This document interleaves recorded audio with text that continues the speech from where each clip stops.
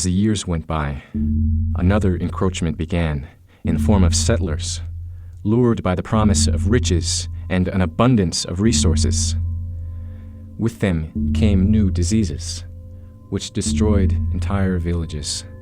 With them too came a desire to possess the land upon which the indigenous people lived and depended. The U.S. government did not consider reservations manageable for the territory's native population, dispersed among so many remote villages in this vast state.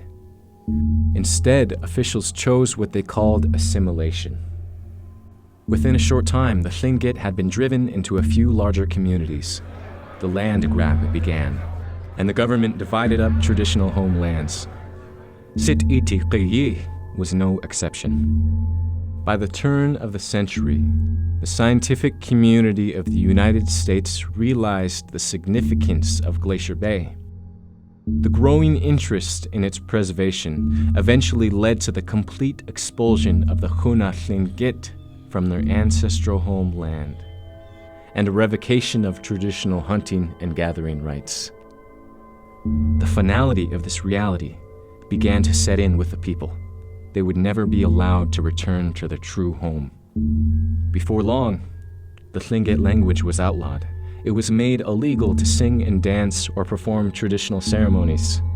Children were taken from their home and sent to faraway boarding schools.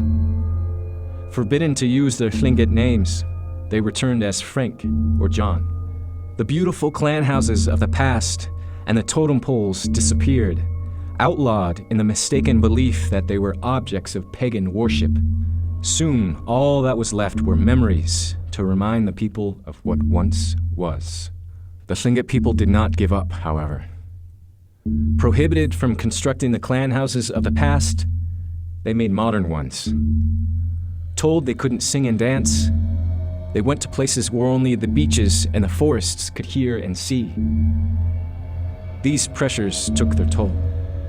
The language began to die. Our people would not quit, however. Today, there are approximately 900 residents in the modern village of Huna. And although much has changed, much remains. Dance and song survived and are considered sacred traditions that continue today. The language and traditions are being passed down again, and children are once again proud to be Tlingit. We make sure the beat of our drums is loud enough to shake the mountains. For the Tlingit people have a saying, only when the last drum stops beating on this land will the people cease to exist. While our access remains limited in Glacier Bay, Sit-iti-qiyi remains open for us to visit, and we do. We come to look for answers. We come to pay our respects to the land of our ancestors. And although we can no longer nourish our bodies here, we nourish our souls.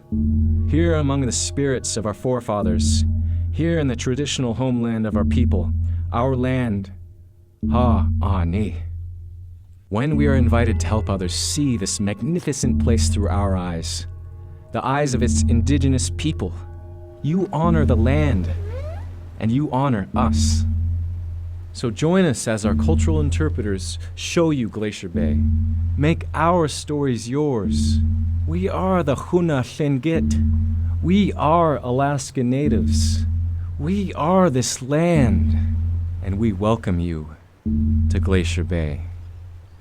Good night. Cheesh.